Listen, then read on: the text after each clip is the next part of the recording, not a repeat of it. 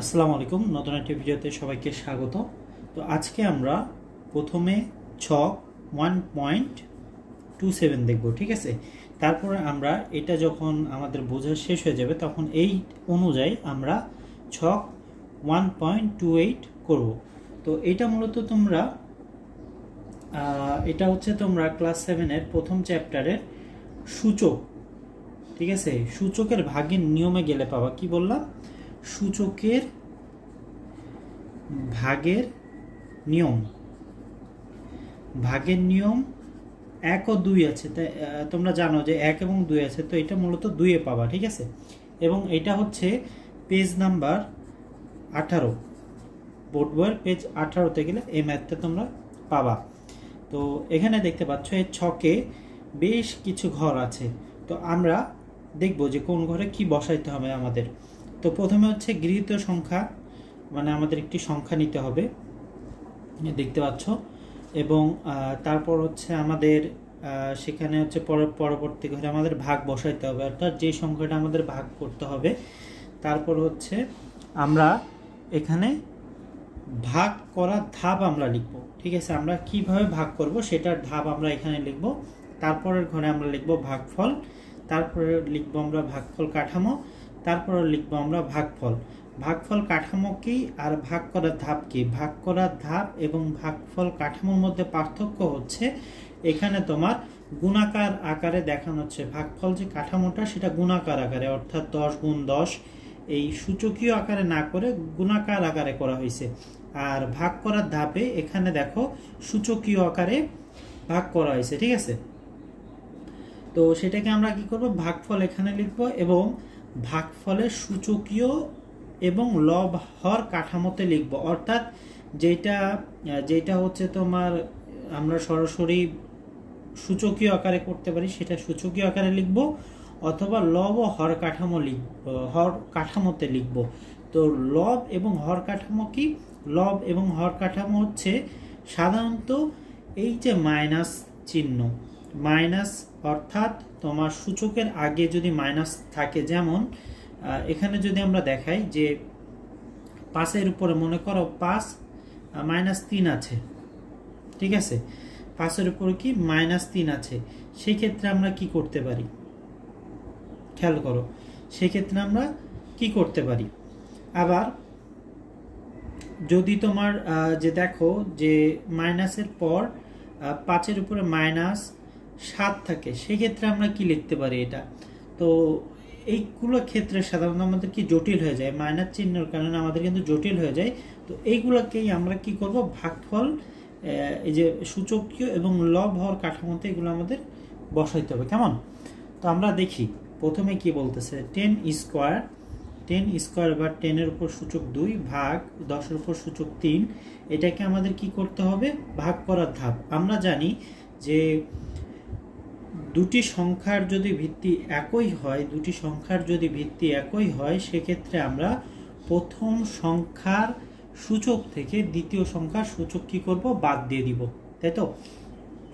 তো সেক্ষেত্রে আমরা প্রথম সংখ্যার সূচক হচ্ছে 2, দ্বিতীয় সংখ্যার সূচক হচ্ছে 3। তো 2 থেকে 3 বাদ দিলে আমাদের কত থাকে?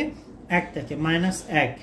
এটাকে যদি আমরা আবার ভাগফল কাঠামোর মাধ্যমে দেখাইতে চাই বা শিখতে চাই, সেক্ষেত্রে 10 এখানে 2 আছে, মানে 2 বার, এই যে 2 বার দেওয়া হয়েছে। 10 এখানে 3 বার, 3 সূচক আছে, তার মানে 3 বার হবে, 1 বার 2 বার 3 বার। তো এই কাটাকাটি করে দিলাম, নিচের সাথে উপরে কাটাকাটি করে দিলে নিচে থাকলো কি? শুধু 10। তো এটাকে আমরা সরাসরি লব এবং হর কাঠামোতেও লিখতে পারি কিনা? লিখতে পারি কিন্তু। আচ্ছা, আবার এটাকে যদি আমরা এইভাবেও চাইলে লিখতে পারি। তার মানে তুমি সরাসরি যদি সূচকীয় আকারে সূচকের যে নিয়ম, ভাগের নিয়ম, সেই নিয়মেও যদি এখানে করো, তোমার কিন্তু পাবা, অ্যান্সার পেয়ে যাবা, যেটা এটা আসছে। আবার এটাকে যদি তুমি এইভাবে না করে সরাসরি ভাগফল কাঠামোতে গুণাকার আকারে করো, সেক্ষেত্রেও কিন্তু তুমি লব এবং বা ভগ্নাংশ কাঠামো পাবা, লব হর কাঠামো বা ভগ্নাংশের কাঠামোতে পাবা। তো পরেরটা দেখো, 3 4 আছে, সেম, তার মানে 3 থেকে 4 বাদ দিতে হবে, বাদ দিলাম, থাকে কি? -1। তো এটাকে যদি আবার কাঠামোতে করি, তো উপরে 3 থাকার কারণে আমরা 3 বার এখানে দিলাম, আর এই পাশে 4 থাকার কারণে, ডান পাশে 4 থাকার কারণে আমরা 4 বার দিলাম। এবার যদি কাটাকাটি করে দিই, 3টে কাটাকাটি করে দিলাম উপরের সাথে, নিচে থাকলো কি 1, তার মানে 1-এর 10, 1-এর 10। ঠিক আছে। আচ্ছা, এবার কথা হচ্ছে ভাইয়া এইটা এখান দিয়ে করলে এইটা আসছে, ধরো এইটা হচ্ছে ম্যাথ, এই নিয়মে করলে 10 মাইনাস 1 সূচক আসছে, আর এই নিয়মে করলে গুণাকার আকারে করলে 1/10 আসছে। এরকম হচ্ছে কেন? আসলে এইটা আর এইটা দুটোই সেম। ঠিক আছে, সেটা আমরা পরবর্তী যখন এই সেম ম্যাথ আবার করতে যাব তখন এটা আরো ক্লিয়ার করে দেখব। ঠিক আছে, 0 আছে, 1 আছে, বাদ দিলে কত হয় -1, বা 10 0 বার মানে একবার আছে, আর 10 হচ্ছে 1 মানে 10 হচ্ছে একবার আছে, দিলাম 1-এর 10ই হচ্ছে। পরটাও সেম, 2 4, 2 থেকে 4 বাদ দিলে -2। এটাকে যদি হচ্ছে গুণাকার আকারে করি তাহলে 10 2 বার দিয়েছি, 4 আছে, 4 বার দেওয়া আছে। ঠিক আছে, তো এবার নিচের দুটোর সাথে উপরের দুটো কাটাকাটি করে দিলে উপরে 1 থাকে, কিছু নাই মানে 1, আর নিচে 2টা 10। এটাকে যদি আমি করি 10 2 বার থাকা মানে কি, 10 2 বার থাকা মানে কি, আমরা 10 সূচক 2 লিখতে পারি কিনা? আচ্ছা, বা আমরা এইভাবেও লিখতে পারি। ঠিক আছে। আচ্ছা, পরেরটা খেয়াল করো, পরেরটা হচ্ছে 10 উপরে কত 0, 10 উপরে 2।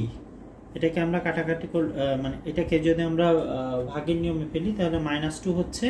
আবার এটা সরাসরি করলেও নিচে দেখো সেমই থেকে যাচ্ছে। পরেরটাও সেম,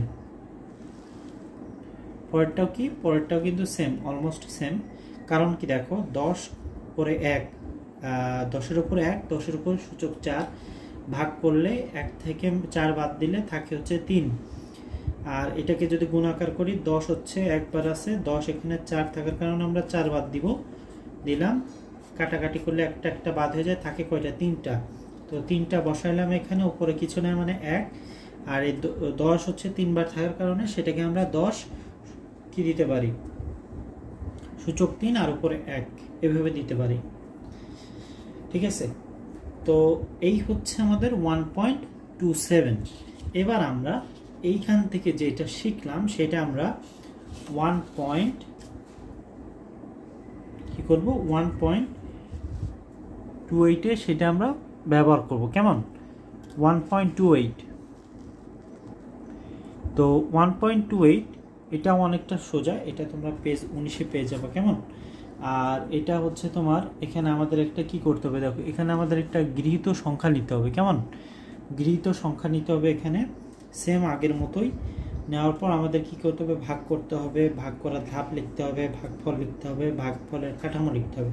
তো ধরো এটা হচ্ছে ম্যাথ দেওয়া, এই দুই ঘরে আমরা একটা নিয়মে করব, আর এই 3 ঘর মিলে আমরা আরেকটা নিয়মে করব। কেমন? তো এখানে আমাদের একটা গৃহীত সংখ্যা নিতে হবে বা ভিত্তি নিতে হবে।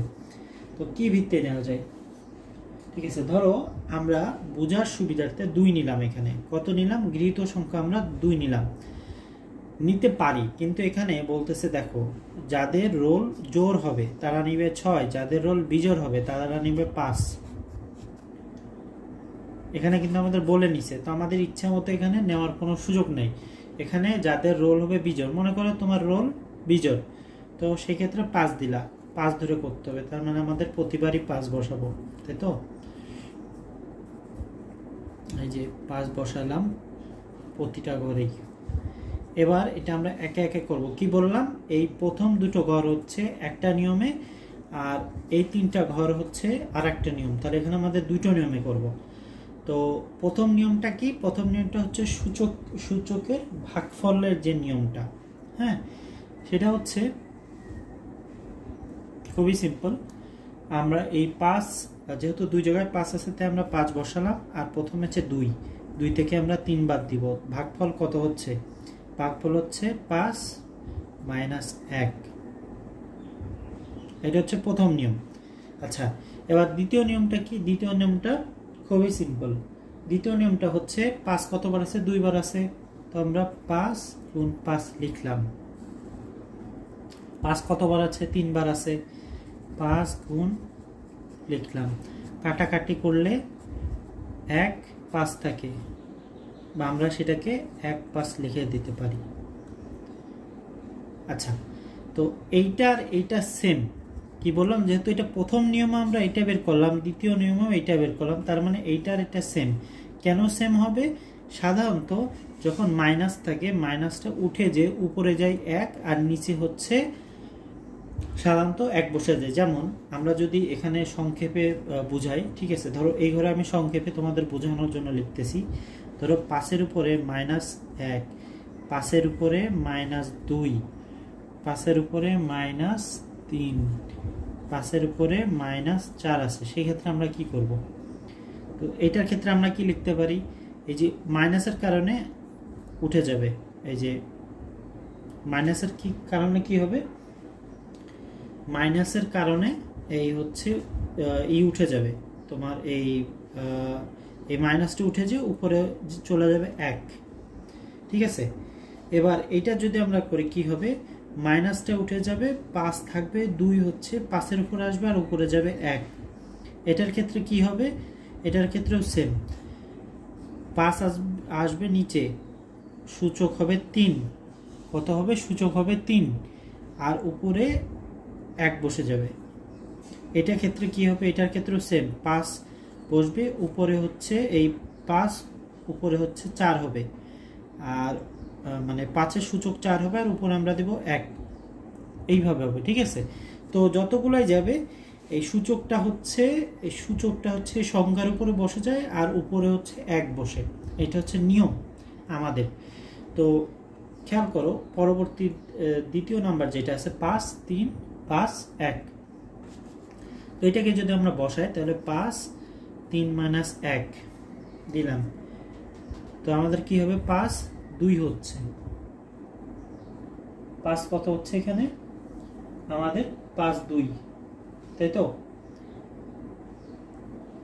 আচ্ছা, এখানে 5 3 আছে, তাহলে এটা আমরা যদি 5 2 দিই তাহলে কি কোনো সমস্যা হবে? হবে না। কিন্তু এখানে একটা বিষয় আছে, সেটা হচ্ছে আমাদের এখানে কি মাইনাস ধরে করতে হচ্ছে, তাই না? আমাদের কিন্তু প্রতিবারই মাইনাস, যেহেতু আমরা ভাগের নিয়ম শিখতেছি, এটা হচ্ছে বড় হয়ে যাচ্ছে। এই সংখ্যাটা কি, এই সংখ্যার থেকে এই সংখ্যা বড় হয়ে যাচ্ছে, তো আমরা এটা মাইনাস করতে পারবো না, যেহেতু এটা বইয়ে আছে। কি, এটা কিন্তু বইয়ে আছে, তো বইয়ের এটা ভুল আছে। এটা আমাদের কি করতে হবে? এটা আমাদের শূন্য ধরে করতে হবে। তো এটা যদি আমরা শূন্য ধরে করি, তাহলে আমাদের কি হচ্ছে? এখানে -1 চলে আসছে। তো আমরা এটাকে কিভাবে প্রকাশ করতে পারি? -1 এর মাধ্যমে। আবার যদি আমরা এটা করি, তো 5 কতবার আছে? 1 বার আছে। 0 বার আছে, 5 কতবার আছে? 1 বার। তার মানে এইটাই থেকে যাচ্ছে,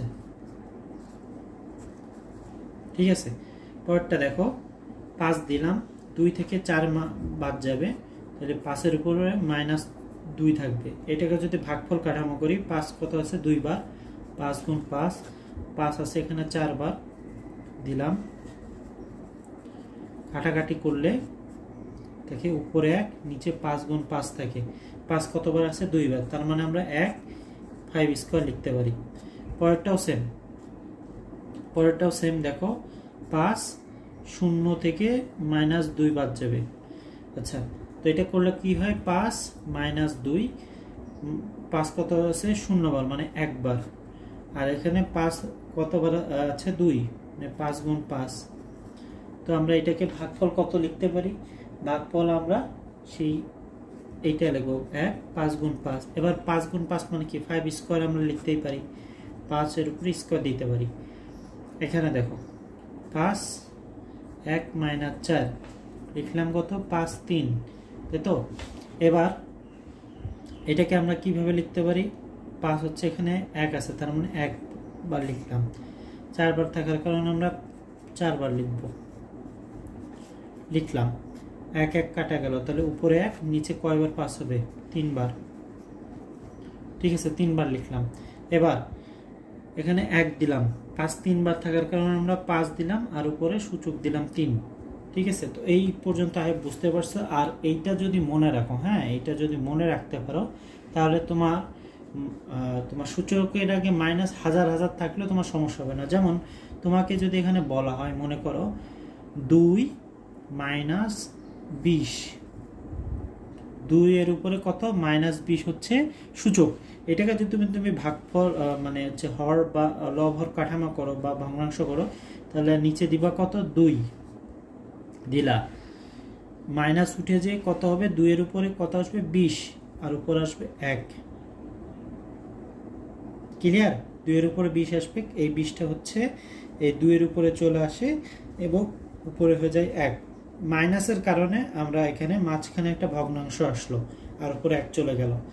এখানে আর একটা খেয়াল করো, যদি এরকম থাকে যে 1.50 2, তাহলে 2 এর উপরে কত, 2 এর উপরে সূচক 50 আর উপরে 1। এটাকে যদি আবার মাইনাস করতে যাও তাহলে 2 মাইনাস 50 সূচক। বুঝতে পারছো? তো এইভাবে করতে হবে। তো এটা আসলে করতে করতে বুঝতে পারবা, ক্লিয়ার হবে আরো। আই হোপ এই পর্যন্ত কোনো সমস্যা হয়নি। নেক্সট ক্লাসে আমরা পরবর্তী টপিক নিয়ে আলোচনা করবো। আনটিল দেন সবাই ভালো থেকো। আসসালামু আলাইকুম রহমতুল্লাহ।